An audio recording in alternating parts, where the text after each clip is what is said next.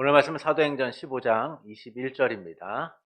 이는 예로부터 각성에서 모세에게 전하는 자가 있어 안식일마다 회당에서 그 글을 읽음이라 하더라. 아멘. 지난주 우리는 이제 예배와 안식일에 대한 부분을 함께 나누었습니다.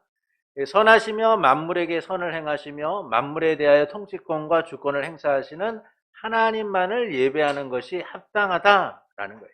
그러니까 예배의 대상은요, 사람이나 어떤 형상이나 어떤 것이 아니라 오직 하나님만이 우리의 예배의 대상이시다라는 겁니다. 그래서 우리는 하나님께 예배하는 삶이 합당함을 인정하고 바른 예배를 드려야 한다라는 것이죠. 예배의 요소로서 우리가 지난 시간에 기도에 대하여 나누었는데, 하나님께서는 이 모든 사람에게 이 기도를 요구하고 계세요. 그래서 우리는 이 기도를 할 때에 하나님께 합당하게 기도를 해야 되는 거예요. 그래서 이 합당하게 기도할 뿐만이 아니라 모든 살아있는 사람들, 그리고 또한 장차 태어날 사람들을 위하여 기도해야 된다는 겁니다. 그 외에 우리가 다른 것들을 위하여 기도해서는 안 된다는 것이죠. 오늘은 이제 예배와 안식일에 대한 두 번째 시간으로서 이제 5항에서는 예배의 통상적인 요소인 설교와 성례에 대하여, 이 6항에서는 이 예배의 장소에 대한 부분들, 7항에서는 예배의 시간, 8항에서는 안식일 성수에 대한 부분을 좀 함께 나누도록 하겠습니다. 먼저 예배의 통상적인 요소인 이제 설교와 성례에 대하여 좀 나눠보겠습니다. 5항을 우리 함께 읽겠습니다. 경건한 마음으로 성경을 읽는 것과 하나님께 순종하여 사려 분별과 믿음과 경외심을 가지고 하나님의 말씀을 정성껏 듣는 것과 마음의 은혜로 찬송을 부르는 것과 그리스도께서 정하신 성례를 합당하게 집행하고 가볍게 받는 것은 하나님께 드리는 통상적인 종교적 예배의 모든 요소이다. 이것들 외에도 종교적 맹세와 서원과 신성한 금식과 특별한 경우에 드리는 감사 등은 몇 차례 적당한 시기에 거룩하고 종교적인 방식으로 실시할 것이다. 하나님께 드리는 통상적인 종교적 예배의 모든 요소. 지난주 우리는 이제 기도의 의무에 대하여 함께 나누었는데요. 이 조항은 그 외에 다른 이 예배의 요소들에 대하여 말씀하고 있는 겁니다. 항상 이루어지는 일상적인 요소와 가끔 이루어지는 특별한 요소에 대하여 말씀하고 있는 것이죠. 이 요소는 성경의 기본 원리를 토대로 해서 우리에게 설명하고 있는 거예요. 이를 바탕으로 5항은 일상적인 요소들을 5가지로 우리에게 이야기해 줍니다. 첫째는 경건한 마음으로 성경을 읽어야 한다라는 것이죠. 요한계시록 1장 3절에 보시면 이 예언의 말씀을 읽는 자와 듣는 자와 그 가운데 기록한 것을 지키는 자는 복이 있나니 때가 가까움이라. 그러니까 예배의 참된 요소는 오직 말씀을 우선으로 하는 거예요. 예배의 참된 요소는 말씀이 우선이 됩니다. 그러니까 이 점에서 성도는 경건한 마음으로 성경을 읽어야 되는 거예요. 공중 앞에서나 또는 개인적 차원으로 성경을 읽을 때에도 경건한 마음으로 읽어야 됩니다. 왜냐하면 성경은 하나님의 자기 계시이기 때문이에요. 하나님이 자신을 나타내신 일이고 자기가 말씀하신 일이기 때문인 거죠. 그래서 우리는 하나님의 말씀으로서 그것을 받아들이고 그 말씀을 깨닫도록 도우실 것이라는 확신 속에서 믿음을 가지고 경건하게 읽어나가야 된다는 겁니다. 마치 소설을 읽듯이 또는 내가 원하는 여러 가지 잡지와 같은 그런 방식으로 읽어서는 안 된다는 거예요. 이 말씀을 통하여 하나님이 내게 어떤 말씀을 주기를 원하시는가, 그것을 기대하는 가운데 하나님이 그 말씀을 깨닫도록 하실 것을 믿는 가운데 그렇게 성경을 읽어야 된다라는 것이죠. 2번을 보시면 흠없는 설교를 해야 된다라는 거예요. 흠없는 설교를 해야 된다. 디모데후서 4장 2절을 함께 읽겠습니다. 너는 말씀을 전파하라. 때를 어떤지 못 얻든지 항상 힘쓰라. 범사에 오래 참음과 가르침으로 경책하며 경계하며 권하라. 그러니까 흠없는 설교를 해야 된다는 말은 뭐냐면 바르고 건전해야 된다는 거예요. 바르고 건전해야 된다. 그러니까 바르고 건전하다라는 게 뭐예요? 하나님의 뜻이 온전히 드러나도록 해야 된다는 것이죠. 그러니까 설교라는 게 뭡니까? 목사의 사상이나 목사의 생각이나 목사가 주장하고 싶은 이야기를 하는 게 아니에요. 설교는 철저하게 하나님의 뜻을 전달하는 거예요. 하나님께서 이르시되, 하나님께서 이렇게 말씀하셨습니다. 하나님이 말씀하시고자 하는 그 뜻을 분별 있게 드러내는 거예요. 온전하게 드러내는 것이죠. 그렇게 설교자는요, 항상 말씀을 통하여 하나님의 뜻이 무엇인가를 고민해야 되는 거예요. 말씀을 통하여 하나님의 뜻을 드러내고자 노력해야 되는 거예요. 그것이 바로 설교자가 하나님의 뜻을 드러내는, 설교자로서의 책임과 의무를 다하는 일인 거죠. 설교자는 단지 말씀을 선포하는 것이 아니라 주님의 택한 백성에게 하나님의 뜻을 전해서 그들이 하나님의 백성답게 서도록 하는 중요한 의미를 갖고 있는 거예요. 그래서 말씀을 전할 때는 하나님의 뜻이 전달되도록 바르게 해야 돼요. 그렇지 않으면 저도 죽고요, 여러분도 죽는 거예요. 다 같이 사망의 길로 가는 겁니다. 하나님의 뜻을 바르게 전하지 않으면 자기만 죽는 게 아니라 모두가 다 같이 죽는 거죠. 그래서 자기의 생각이나 사상 등을 설교 중에 전해서는 안 되는 거예요. 정대되지 않고 불경건하고 저속한 언어를 사용해서는 안 되는 겁니다. 오직 하나님의 뜻이 전해져야 하는 것이죠. 제가 어제 파주에 있는 어떤 목사님의 설교를 듣다가 막 화가 나서, 화가 치밀어서 분노를 감출 길이 없었어요. 왜냐하면 이분이 설교를 하는데 반 이상은 정치 이야기를 하더라고요. 뭐가 잘못됐고 이건 뭐고 정치 이야기를 반 이상을 해요. 그리고 설교에 대한 건 반도 안 돼요. 제가 그 모습을 보면서, 그리고 또 거기서 아멘을 하고 있는 성도들의 모습을 보면서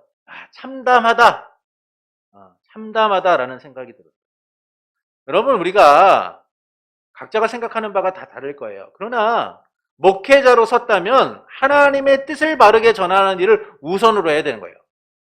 정말 그가 그 일을 이야기를 하고 싶었다고 한다면 설교 중에는 해서는 안 돼요. 언제 해야 돼요?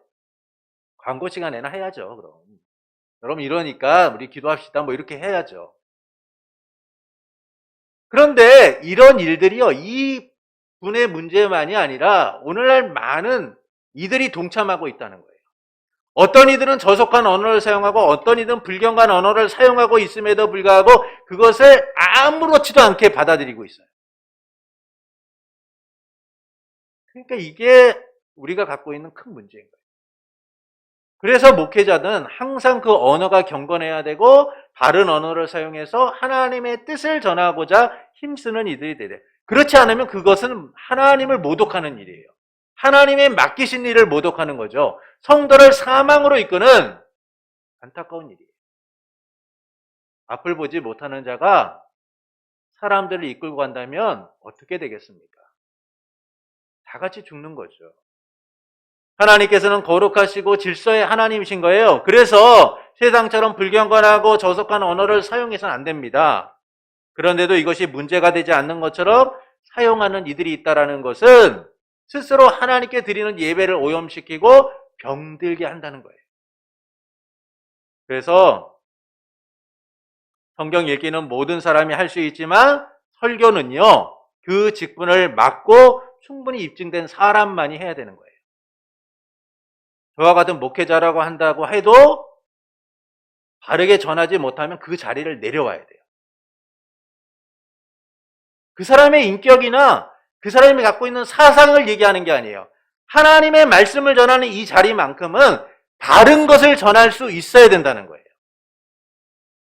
하나님이 지금 이 말씀을 통하여 전하시고자 하시는 바가 무엇인지를 바르게 전해야 된다는 거예요. 그렇지 않으면 그건 설교가 아닌 거예요. 그래서 설교의 사역을 감당하는 이들은 언제나 하나님의 뜻을 온전히 전하도록 힘써야 된다라는 겁니다. 사망을 보십시오. 이제 세 번째는 하나님께 순종하여 사려 분별과 믿음과 경외심을 가지고 하나님의 말씀을 정성껏 들어야 한다. 사도행전 10장 33절을 함께 읽겠습니다. 내가 곧 당신에게 사람을 보내었는데 오셨으니 잘하였나이다. 이제 우리는 주께서 당신에게 명하신 모든 것을 듣고자 하여 다 하나님 앞에 있나이다. 여러분, 성도들은요, 말씀을 듣는 성도들은 항상 그 말씀을 사모함으로 순종하는 마음으로 그 말씀을 듣고자 해야 돼요. 설교자의 부족함을 보는 게 아니라 그 부족함 속에서도요, 전하고자 하시는 하나님을 기대하고 말씀을 들어야 되는 거예요. 항상 주님의 말씀에 대한 기대와 소망으로 그 말씀을 듣고자 힘써야 돼요. 그렇지 않으면 어떻게 됩니까? 그냥 그 말씀 들으면서 기분 나빠요. 그 말씀을 들으면서 막 튕겨내요. 반사. 하나님의 말씀을 들으면서 기대감이 없고 그 목회자의 부족한 부분만을 보게 되면요, 그 말씀을 들으면서 내 것이 아니라 남의 것이라고 생각해요. 그러다 보면 결국은 하나님의 말씀대로 살아가지 못하는 거죠. 또한 우리가 주의해야 할 점은 하나님의 말씀을 순종하는 마음으로 기대와 소망 속에 듣는 일만큼의 하나님의 말씀이 옳은가 그른가를 분별해야 돼요. 그래서 뭐라고 얘기합니까? 하나님께 순종하여 사려 분별과 옳은지 그른지를 알아야 돼요. 옳지 않은 이야기를 하고 있음에도 아멘 하고 있으면 이건 정말 심각한 거죠. 여러분, 목회자가 잘못된 말을 계속하고 있는데 거기서 아멘 하고 있으면 문제가 되는 거예요. 그러니까 그런 사람들이 설 자리가 있는 줄 알고 함부로 말하고 함부로 행동하고 함부로 하나님의 말씀을 왜곡하죠. 여러분, 이건 누구만의 문제가 아니에요. 목회자만의 문제가 아니라 그 교회 성도들의 문제이기도 한 거예요. 그래서 목회자도 바르게 전해야 되고 듣는 성도들도 항상 이 말씀이 정말 옳은가 그런가. 베레아교회의 성도들이 어땠습니까? 항상 말씀을 받고 그 말씀이 옳은가 그런가 상고하였다라고 얘기해요. 그럼 그래야지 하나님의 말씀을요, 우리가 바로 듣게 되는 거예요. 앞서 설교자가 자기의 사상이나 생각을 말하거나 또는 저속한 언어를 사용함에도 이를 무비판적으로 받아들이는 일은요, 서로가 망하는 길을 가고 있는 거예요. 참 심각한 일이죠. 근데 한국교회 안에서도 이런 일들이 아무런 비판도 없이 받아들여지고 있고, 성도들 중에는 그러려니 그냥 이거 오늘도 그러구나 그러려니 하면서 그 자리를 갖다가 지키고 그냥 머물러 있는 이들을 보게 돼요. 이것은 우리가 고민해야 될 부분입니다. 그래서 항상 하나님의 말씀이 바르게 선포되는가 우리가 서로 살피고 해야 될 의무가 있다라는 것이죠. 네 번째는 마음의 은혜로 찬송을 불러야 한다라는 거예요. 마음의 은혜로 찬송을 불러야 된다. 에베소 5장 19절을 함께 읽겠습니다. 시와 찬송과 신령한 노래들로 서로 화답하며 너희의 마음으로 주께 노래하며 찬송하며. 여기에 대하여 어떤 이들은 마음과 은혜로 시편을 불러야 된다 이렇게 한 부분들도 있어요. 그래서 시편 찬송만 불러야 된다라고 말하시는 분들이 있습니다. 그러나 저는 여기에는 동조하지 않아요. 시편이 하나님의 말씀이죠. 하나님의 말씀이에요. 그래서 그것을 우리가 찬송으로 부르는 것은 아주 좋은 일입니다. 그러나 꼭 우리가 시편 찬송만을 찬송으로 제한할 필요는 없어요. 왜냐하면 하나님은 우리의 마음의 고백들이 있기를 원하시죠. 그래서 우리 스스로가 그 마음의 고백들을 곡조로 만들고 찬송하는 일들은 중요한 일이에요. 그래서 오늘날 불려지는 찬송들은 우리 시대의 고백인 거예요. 또 우리 시대 다음에는 또 다른 세대들이 또 다른 찬양을 할 거예요. 그럼 그 시대의 고백인 거죠. 근데 그 시대의 고백을 우리가 주의 깊게 생각해야 될 것은 기분이나 감정으로 만드는 곡이 되어서는 안 된다는 겁니다. 항상 하나님을 향한 온전한 고백이 담겨져 있어야 된다. 마음에 은혜로 찬송하는 일들이 있어야 된다라는 겁니다. 그래서 우리는 하나님의 은혜에 감사하는 마음을 담아서 찬송할 수 있어야 된다라는 것이죠. 자, 5번을 보시겠습니다. 그리스도께서 정하신 성례를 합당하게 집행하고 가볍게 받아야 한다. 사도행전 2장 42절에 보면 그들이 사도의 가르침을 받아 서로 교제하고 떡을 떼며 오로지 기도하기를 힘쓰니라. 성례는 은혜의 언약이 무엇인가를 보여주는 눈에 보이는 표시예요. 은혜의 언약이 주는 유익을 확증해 주는 도장과 같습니다. 그래서 우리는 예수님께서 제정하신 성례를 합당하게 행함을 통하여 그것을 가볍게 받음을 통하여 하나님의 은혜의 언약이 어떻게 우리 가운데 나타나게 되었는지를 생각하고 감사하며 이 일에 참여해야 되는 것이죠. 그러니까 이와 같은 성례에 대해서는 우리가 이제 앞으로 27장과 28장과 29장에서 함께 나눌 것이기 때문에 오늘은 간략하게 이 정도만 하고 넘어가도록 하겠습니다. 그러니까 이와 같은 일상적인 5가지 요소들에 대한 설명 이후에 이제 가끔 이루어지는 특별한 요소에 대하여 설명해 주고 있어요. 이것들 외에도 종교적 맹세와 서원과 신성한 금식과 특별한 경우에 드리는 감사 등은 몇 차례 적당한 시기에 거룩하고 종교적인 방식으로 실시할 것이다. 그러니까 일상적이지는 않지만 특별하게 이루어지는 것들이 있어요. 곧 하나님의 특별한 섭리가 요구되는 경우에 적법한 권위에 의하여서 종교적인 맹세나 서원 또는 신성한 금식, 특별한 경우에 드리는 감사 등을 하나의 예로 들고 있다는 겁니다. 쉽게 설명을 드리면 이 교회가 뭐 여러 가지 이제 어려움을 당하고 있을 때 여러분이 함께 금식 기도하면서 하나님의 뜻을 구해 봅시다라고 하는 경우들이 있죠. 이런 교회는 일반적인 예배 요소에는 포함되지 않지만 교회가 특별하게 하나님의 섭리를 구하며 나아가는 일이기에 그래서 뭐 금식이라든지 또는 감사라든지 이런 것들은 특별한 섭리가 요구되는 경우, 하나님의 특별한 섭리가 요구되는 경우에는 적법한 권위에 의하여 이루어질 수 있다라는 겁니다. 자, 이제 6번을 보시겠습니다. 6항입니다. 함께 읽겠습니다. 지금 복음 시대에서 기도나 기타의 다른 종교적인 예배는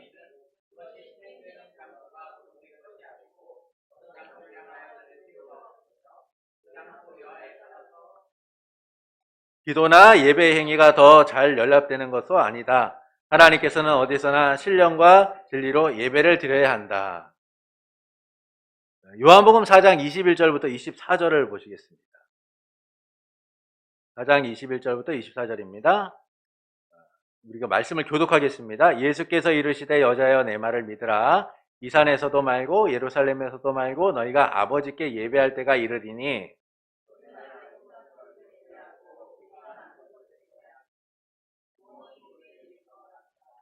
아버지께 참되게 예배하는 자들은 영과 진리로 예배할 때가 오나니 곧 이때라. 아버지께서는 자기에게 이렇게 예배하는 자들을 찾으시느니라.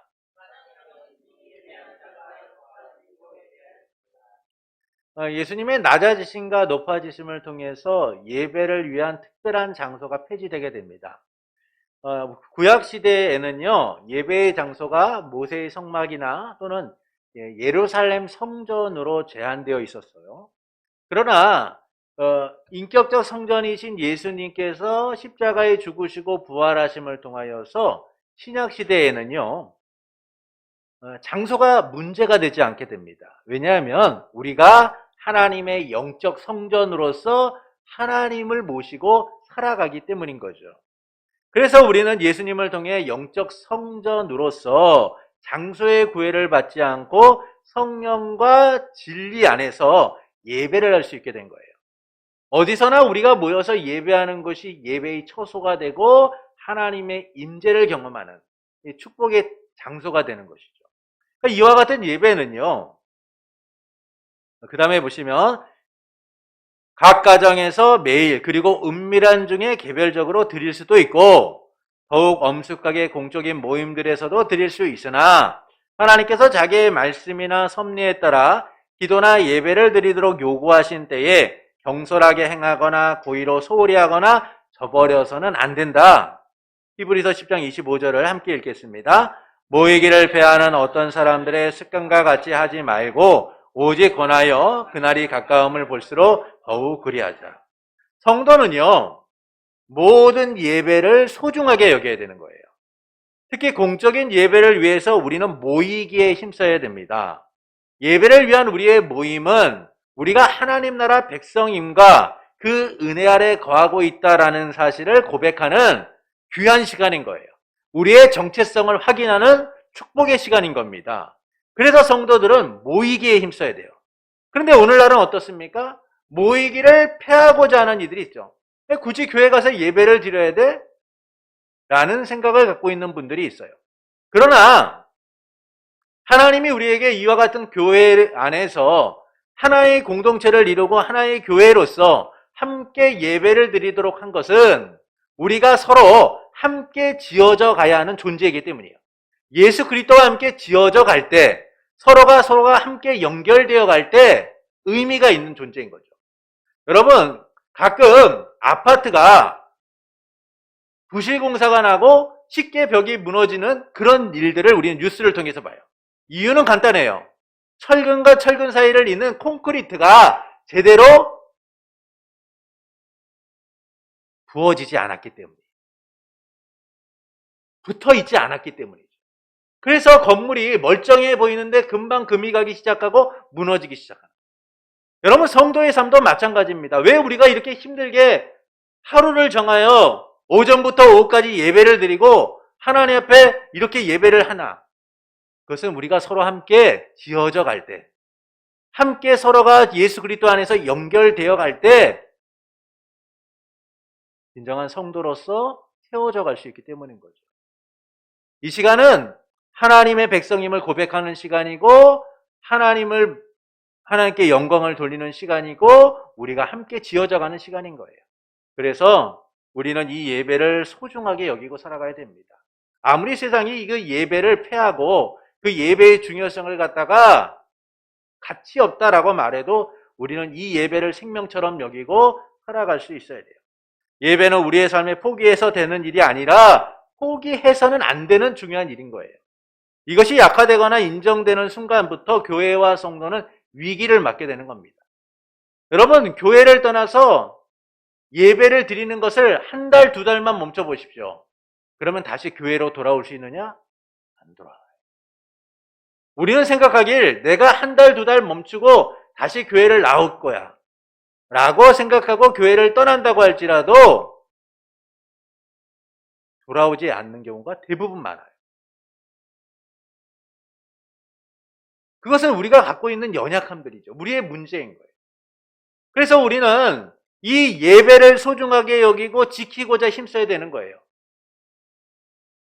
모이기를 패하는 사람들의 습관을 따라서 그렇게 하는 것이 아니라 더욱더 모이기 위하여, 더욱더 하나 되기 위하여 힘쓰는 이들이 되어야 하는 겁니다.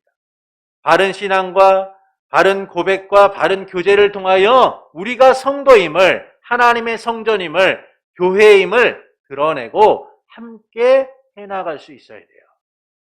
군대에서 행군을 하면요, 군대에서 행군이라는 걸 하면 뭐 요즘에는 얼마나 하는지 모르는데 예전에는 100km 행군도 했었어요, 저희 때. 네.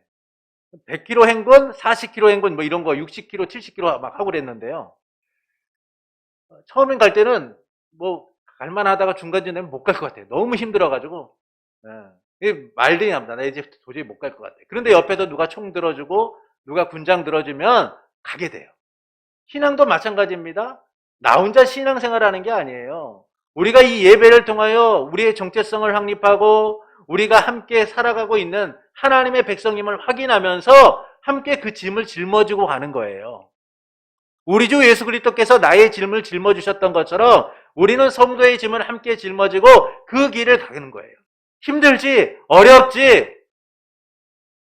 그러나 멈춰서는 안 돼. 함께 갑시다. 하나님의 약속이 멀지 않았으니 함께 갑시다라고 서로를 격려하며 갈 수 있어야 돼요. 그것이 바로 우리가 주 안에서 누릴 수 있는 축복된 삶인 거죠.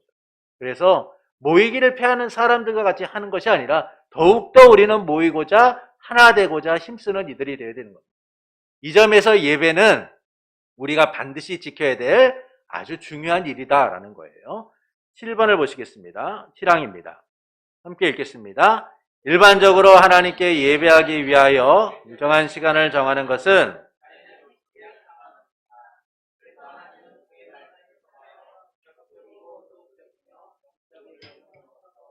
모든 시대의 모든 사람에게 특별히 이래 중 하루를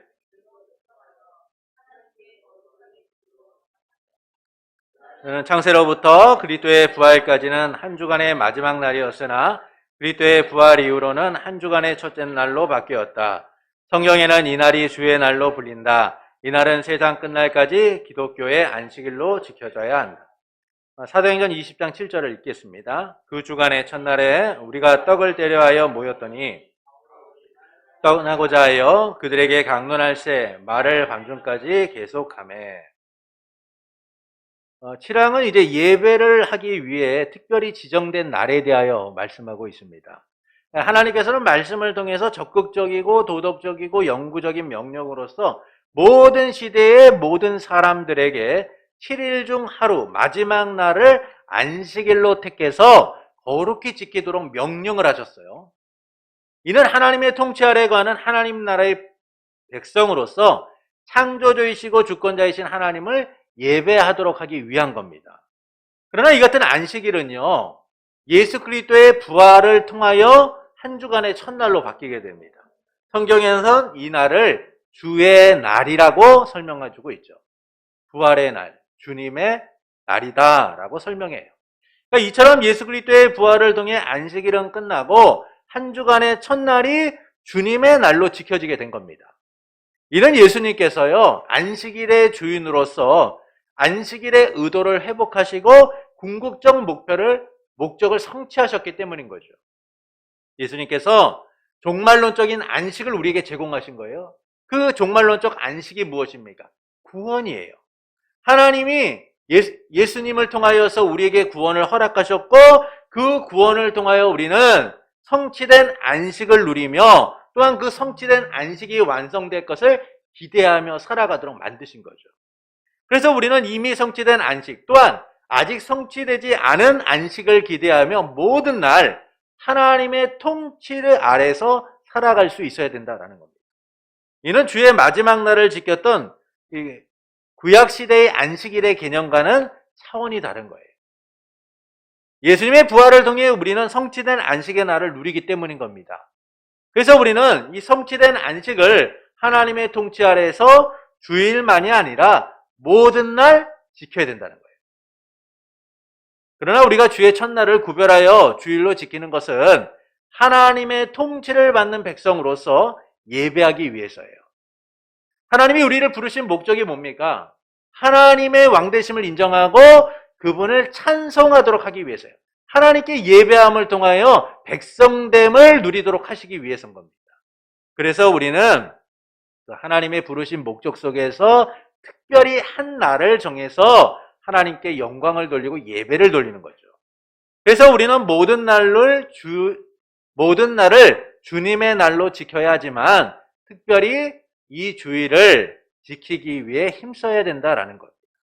이제 8항을 보시겠습니다.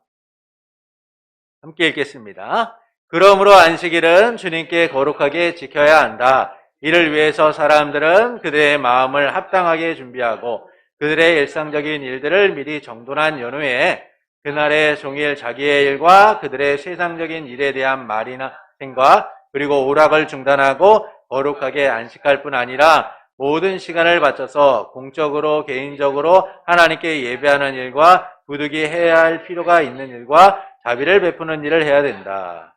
웨스터민스터 신앙 고백서는 주일을 안식일로 표현하고 있어요. 이것은 좀 잘못된 표현입니다. 이미 예수님의 부활 이후에 안식일은 끝났죠. 그러나 안식일의 정신만은 계속 이어지고 있는 거예요. 왜냐하면 예수님께서 안식일의 주인으로서 안식일의 의도와 목적을 성취하셨기 때문이죠. 그래서 우리는 웨스터민스터 신앙고백서에서는 안식일이라고 표현하고 있지만 이것을 주일로 얘기하는 게 좋아요. 주일은 주님께 거룩히 지켜야 한다라는 겁니다. 안식일을 주님께 거룩하게 지켜야 되는데 우리가 주일을 거룩하게 지켜야 되는 이유는 그분이 창조주이시고 구속자이시고 주권자로서 우리의 왕이시기 때문인 거죠. 그래서 백성된 우리는 하나님께서 우리를 백성 삼아 예배하도록 하셨기 때문에 하나님을 경외하며 이날을 거룩하게 지켜야 되는 거예요. 내적 공경심을 가지고 하나님을 경외하는 그 마음을 가지고 하나님이 우리에게 예배하도록 특별하게 정하신 이 주일을 거룩하게 지키고자 힘써야 된다는 겁니다. 어떻게 지켜야 되느냐?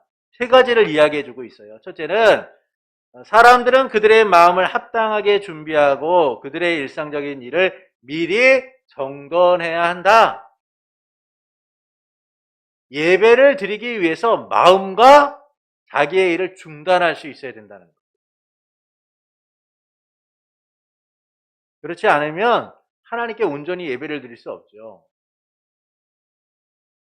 주일날 이른 아침에 예배를 드리는데 밤이 늦도록 게임을 하거나 밤이 늦도록 밖에서 놀다가 한두 시간 자고 교회에 오면 그 예배가 제대로 되겠습니까? 벌써 몸이 힘들어서요. 제대로 된 예배가 이루어지지 않죠. 그럼 이런 것처럼 우리가 어쩔 수 없는 상황 가운데서 하는 일이 아니라 일반적으로 정리할 수 있고 조절할 수 있는 일들에 대해서는 그렇게 해야 된다는 거예요. 마음적으로나 행동에 있어서 그것들을 잘 정돈해서 하나님께 예배를 드리고자 갖춰져야 된다는 거예요. 두 번째는 그날의 종일 자기의 일과 그들의 세상적인 일에 대한 말이나 생각 그리고 오락을 중단하고 거룩하게 안식해야 된다. 꼭 예배의 날만이 아니라 모든 날이 이래야 돼요, 사실은. 예. 특별히 이제 주일에 대한 이야기를 하다 보니까 우리가 이런데 안타깝게도 교회 안에서 세상적인 뭐 이야기들을 많이들 할 때가 있죠. 그런데 그 안에는 음란패설이나 또는 잘못된 저속한 언어들을 사용해서 이야기를 하는 그런 경우들이 있어요. 그런 것들을 좀 중단해야 된다는 겁니다. 그리고 될 수 있으면 우리에게 준 하나님에게 예배드리는 이날은 우리가 우리의 즐거움이 아니라 하나님의 뜻대로 사용하고자 힘써야 된다는 것이죠. 세 번째는 모든 시간을 바쳐서 공적으로 개인적으로 하나님께 예배하는 일과 부득이해 해야 할 필요가 있는 일과 자비를 베푸는 일을 해야 된다. 그러니까 우리의 예배를 통하여서 끝나는 것이 아니라 그 예배가 선한 영향력들로 나타나고자 힘써야 된다는 거예요. 그래서 우리는 부득이 해야 할 필요가 있는 일과 자비를 베푸는 일들을 위하여 힘써야 된다는 겁니다. 이것들을 꼭 주일에만 이렇게 하는 게 아니라 앞서도 말씀드렸다시피 우리의 삶이 예배가 되어서 모든 날 동안 이것들이 아름답게 나타나야 되는 거예요. 그래서 그리스도인은요, 예배가 삶이 되어야 되고 삶이 예배가 되어야 돼요. 또한 그리스도인들은 세상보다는 더 고차원적이고 더 나은 윤리적이고 도덕적인 삶을 살아가기 위하여 힘써야 됩니다. 왜 그렇습니까? 하나님이 우리를 세상의 축복의 통로로 삼으셨기 때문이에요. 그런데 우리의 삶을 통하여 아름다운 것들이 흘러나가면 얼마나 좋겠습니까? 그런데 구정물이 흘러나가고 더러운 것들이 흘러나가면 세상을 오염시키죠. 하나님이 우리를 부르신 목적을 따라 살아가지 못하게 되는 거예요. 그래서 우리는 하나님께 온전히 주의를 드릴 뿐만 아니라 우리의 삶 전체를 하나님께 온전히 드리고자 힘써야 됩니다. 이를 위하여 하나님의 나라와 의를 위하여 살아가는 삶들이 우리 가운데 나타나야 되는 것이죠. 공적으로나 개인적으로 하나님을 예배하는 일과 복음을 전파하는 일 또는 자비를 베푸는 일 등 하나님이 우리에게 원하시는 세상의 소금과 빛의 삶을 위하여 우리는 힘쓰는 이들이 되어야만 하는 겁니다. 그러나 주일만을 그렇게 드리는 것이 아니라 모든 삶 속에서 우리가 이를 바르게 살아감을 통하여 하나님의 백성임을 세상 가운데 드러내는 삶이 되어야 한다라는 것이죠.